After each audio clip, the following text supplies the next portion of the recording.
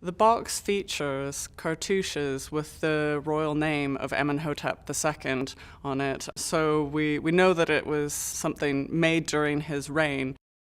We believe the box probably came from the tomb next door, which was the burial place of 10 princesses who would have been the granddaughters of Amenhotep II.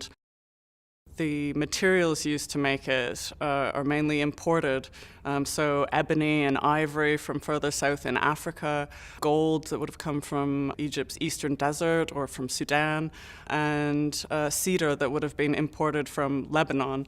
It's an absolute masterpiece of ancient Egyptian craftsmanship. This is an object that would have been used in private. It's not something that you would have put on display. So to put that much of effort and incredible materials into such a small item really shows just how precious it would have been and how important the owner would have been as well. Early pictures of the box from 1895 show it in pretty poor condition, and the box we think was restored somewhere between 1946 and 1950. We've discovered that they've completely replaced specific parts of the box, particularly the carving of Bez.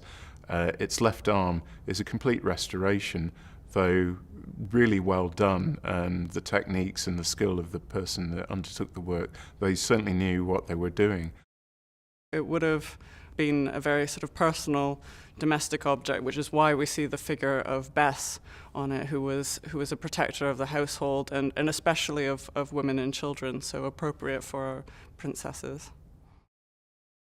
We've managed to acquire new fragments, which is really exciting because they reveal new elements of the design which hadn't been preserved on the boxes we had in our collection.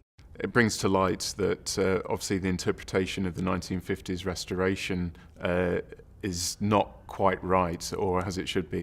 The new fragments show us that the design was originally meant to represent the facade of the royal palace. This kind of design is really ancient and goes right back to some of the earliest Egyptian architecture.